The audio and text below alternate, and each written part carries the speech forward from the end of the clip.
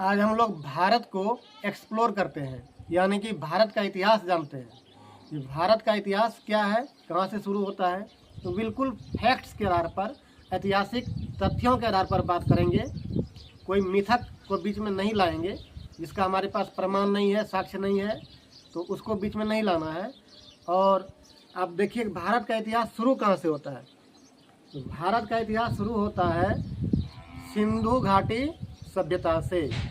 सिंधु घाटी सभ्यता के पहले भारत में किसी भी बस्ती, किसी भी गांव, किसी भी नगर के होने का कोई प्रमाण आज तक नहीं मिला है। और सिंधु घाटी का जो टाइम पीरियड है वो 3500 ईसा पूर्व से लेकर के 1900 ईसा पूर्व तक के बीच का समय है। तो सिंधु घाटी की सभ्यता जो है एक नगरी व्यवस्था थी।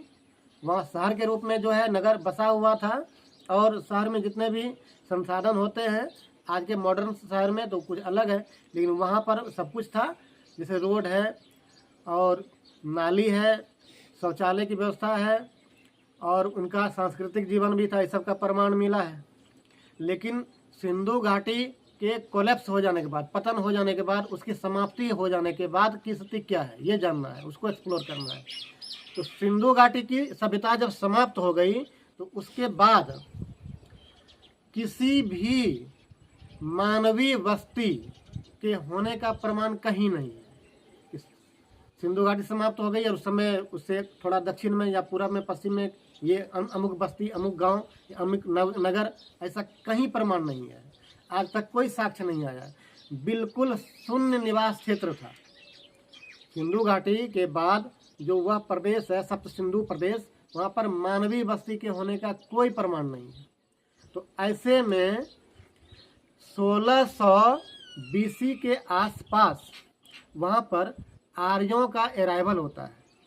अब ये आर्य कौन थे, कहाँ से आए, ये इसका आज तक ऐतिहासिक प्रमाण जो जिस पर सभी लोग एकमत हो जाएं ये नहीं है। कुछ लोग कहते हैं कि आर्यों का आकस्मिक इंट्रेंस हुआ, अचानक प्रवेश हुआ, वो मध्य एशिया से आए।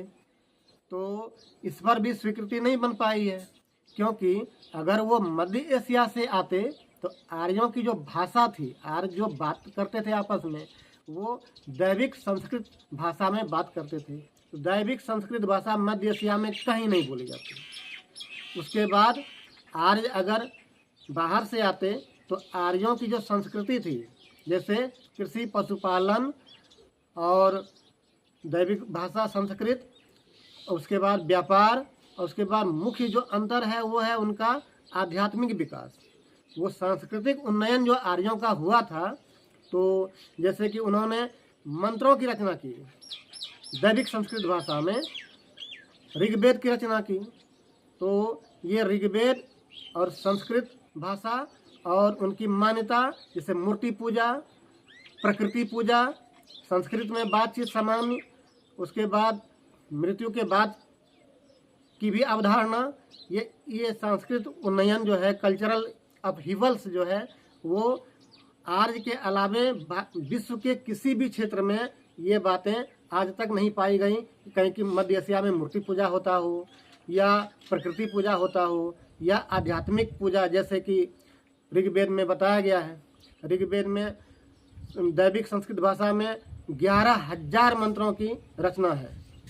वो आर्य अगर उस समय 11,000 मंत्र की रचना कर लेते हैं ऋग्वेदिक काल में, जबकि लिपि का भी आविष्कार नहीं हुआ था, तो इसका मतलब है कि कुछ न कुछ तो डिवाइन पावर था, कुछ न कुछ तो वो कॉस्मिक एनर्जी है या ब्लेस्ड है, वरदान ही शक्ति है, जो उस समय के मानव को यह शक्ति दिया है कि आप मंत्र की रचना कर सकते हैं। जैसे विज्ञान में F=ma है, या आइंस्टीन का फॉर्मूला है E=mc² है। तो एक फार्मूला बनाने में कितना मुश्किल आया होगा, तो उसी प्रकार एक मंत्र की रचना जो है करने में भी मुश्किलात का सामना करना पड़ा होगा। तो आर्यों का जो इन्हांसमेंट है, इस प्रकार का इन्हांसमेंट आप कहीं भी विश्व के किसी भी सभ्यता में, समकालीन सभ्यता जो थी उस समय की, तो इस प्रकार का वहाँ पर प्रमाण नहीं मिला है कि वहाँ मूर्ति पूजा, प्रकृति पूजा या मृत्यु के बाद कर्मकांड का ये जो अवधारणा है वो कहीं नहीं मिला। इससे ये साबित होता है कि आर्य बाहर से नहीं आए। दूसरी बात है, अगर आर्य इन्वेडर के तौर पर आए थे तो आर्यों ने आकर के किसके साथ लड़ाई झगड़ा किया, जबकि वहाँ पर शून्य निवास क्षेत्र था, पहले से कोई मानव था ही नहीं। तो किसके साथ मारपीट किया, किसके साथ लड़ाई झगड़ा किया? कोई मानवीय बस्ती तो वहाँ पर होनी चाहिए, जैसे मानव रहते होंगे। तो आर्य बाहर से आते हैं तो उस मानवीय बस्ती और बाहरी आर्य के बीच जो है वो संघर्ष की वारदात होती, लेकिन ऐसा तो कहीं प्रमाण है नहीं। उस समय आर्य आए और उन्होंने वो कृषि, पशुपालन और आध्यात्मिक विकास का कार्य शुरू किया, जिसके चलते वहाँ पर जो सांस्कृतिक उन्नयन बहुत जोर हुआ और ऋग्वेद, ये दुनिया की सबसे प्राचीन ग्रंथ, विशाल ग्रंथ की रचना हो पाई। दुनिया की सबसे प्राचीन ग्रंथ ऋग्वेद है और उसमें 11,000 मंत्र हैं। तो वो 11,000 मंत्रों की रचना जो है बहुत कम्प्लेक्स कंपोजिशन है। तो इस प्रकार की अगर विकास उन्नयन की बात वो कर पाए तो इसके पीछे यह जरूर रहा होगा कि संघर्ष का समय नहीं हो रहा होगा। वो लोग बिल्कुल अपने आप को सिक्योर्ड अनुभव करते होंगे और उसी वातावरण में वो मंत्रों की रचना कर पाए होंगे। ये अलग बात है, आज हम उस मंत्र को नहीं जान पाए हैं, उसकी गरिमा, उसके महत्व को नहीं जान पाते हैं, तो उसको हम पाखंड कर देते हैं या कुछ भी कर देते हैं। लेकिन उस समय जो है, जैसे सत्यमेव जयते ही मान लीजिए कोई एक छोटा सा मंत्र है आर्निकल का, तो सत्यमेव जैसे एक मंत्र है, तो मंत्र केवल लिख देने से तो हुआ नहीं, वो तो व्यवहारिक परिवर्तन के लिए लिखा गया था, लोगों ने व्यवहार में नहीं लाया, तो मंत्र अपनी जगह पर जो है वो अकर्मण्य हो जाता है। ऐसा ही हुआ है, जो मंत्र जो है उसका जो उसको व्यवहार में नहीं लाया गया तो वो मंत्र की गरिमा घटती चली गई। अब रहा क्या, वो आर्य लोग समय विशेष के साथ, समय के उत्तरोत्तर आगे बढ़ने के साथ साथ आर्यों की जनसंख्या बढ़ती चली गई। जनसंख्या बढ़ती चली गई तो संस्कृत भाषा जो दैविक भाषा थी उसको व्यवहार में, अमल में लाने में कठिनाई होने लगी। तो समय के साथ आप देखते हैं ना, जैसे कि पिता का 3-4 संतान है तो सबकी रुचि अलग अलग हो जाती है।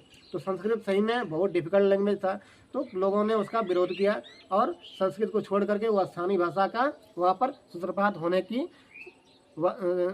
होने का प्रमाण ऐसा देखने को मिला है।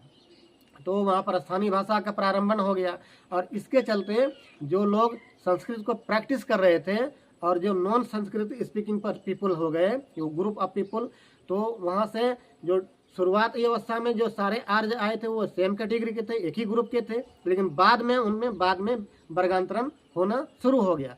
अब इसी वर्ग विशेष में जो डिफरेंसेस आता चला गया, तो इसको उस समय जो है वर्णों में विभेदीकरण के माध्यम से उसको व्यक्त कर दिया गया कि हमारे यहाँ 4 वर्ण की व्यवस्था कर दी गई कि ठीक है, ये वहाँ पर इस प्रकार के अपने अपने कर्म क्षेत्र के आधार पर वो आगे बढ़ेंगे और इस वर्ण क्षेत्र का ये काम होगा।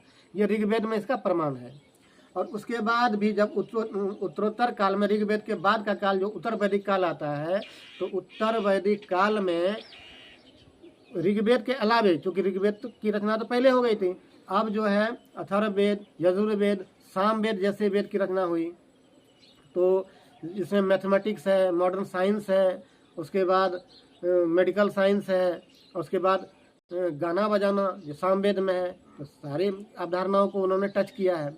और उसके बाद उत्तर वैदिक काल में क्या हुआ, वर्ण से काम नहीं चला, वर्ण में भी विविधता आती चली गई। हर एक व्यक्ति क्या किया, जो किसी खास वर्ण में था, उन्होंने जाति का निर्माण करना शुरू कर दिया। यहीं पर से भारत में जाति का अराइवल आता है।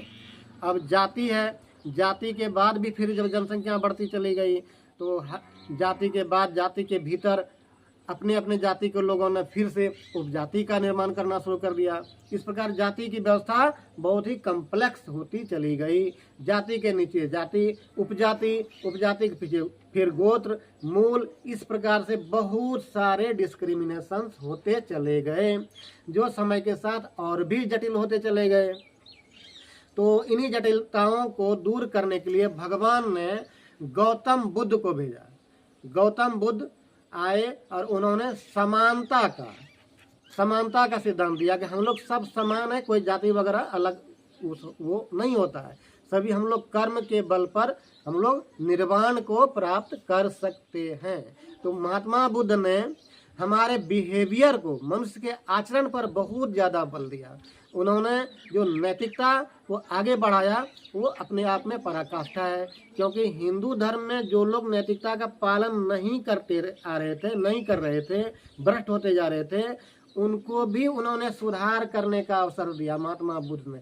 इसलिए इसको कहते हैं धर्म सुधार आंदोलन। भारत में महात्मा बुद्ध का जो अवतरण हुआ है वह हिंदू धर्म में आई विसंगतियों को सुधार करने के लिए हुआ। वो हिंदू धर्म ही है, लेकिन बुराई को मिटाने के लिए उनका उपदेश आया कि सत्य पर चलो, अहिंसा पर चलो, परिग्रह यानी धन का संचय मत करो, चोरी मत करो, झूठ मत बोलो, ब्रह्मचर्य को धारण करो। ये सभी नैतिकता की जो है पराकाष्ठा है। और उन्होंने यह भी बताया कि संसार में दुख है, दुख का कारण है और दुख का निवारण है। दुख है तो दुख का कारण है, तो दुख का निवारण कैसे होगा? तो बार बार जो हम लोग माता के गर्भ में आ रहे हैं, इसी से हमको बार बार हर जन्म में दुख भोगना पड़ रहा है। तो माता के जन्म से कैसे निवृत्ति हम पालें? उन्होंने कहा पुनरपि जननम पुनरपि मरणम जननी जठरस्य गमनम। अगर हम लोग माता के गर्भ में बार बार आएंगे तो बार बार दुख होगा। इसलिए हमको इस आचरण पर चलना है, ऐसा बिहेवियर अपनाना है, सत्य पर बोलना होगा, चोरी नहीं करनी होगी, हिंसा नहीं करनी होगी, संचय नहीं करना होगा, झूठ नहीं बोलना होगा, ब्रह्मचर्य का पालन करना होगा। इससे क्या होगा कि हम जन्म के बंधन में नहीं पड़ेंगे और जन्म से मुक्ति पालेंगे। इसी को उन्होंने निर्वाण कहा। तो ठीक है, महात्मा बुद्ध के इस धर्म का प्रसार उस समय काफ़ी हुआ, छठी शताब्दी ईसा पूर्व। उसके बाद से यहाँ पर आ जाता है भारत में, क्योंकि महात्मा बुद्ध के समय अब छोटे छोटे राज्यों का भी गठन हो गया था, 2-4 बस्ती मिला के आपस में राज्य हो जाता था। तो भारत में आर्य ने तो पहले फैमिली का निर्माण किया, समाज का निर्माण किया, सामाजिक व्यवस्था का निर्माण किया, वर्ण का निर्माण किया और बाद में कालांतर में जाके जाति का निर्माण हो गया। जातियों के निर्माण के बाद उपजाति, गोत्र, उपगोत्र, इस प्रकार से आगे कम्प्लेक्सिटी आती गई। और अब जो है उत्तर वैदिक काल के अंतिम चरण में राज्य का भी निर्माण हुआ। तो राज्य के निर्माण के बाद राजनीति शुरू हो गई। ऋग वैदिक काल में क्या होता था? सभा और समिति के माध्यम से शासन होता था, लेकिन अब क्या हुआ? राज्य के माध्यम से शासन होने लगा, राजा अस्तित्व में आ गया।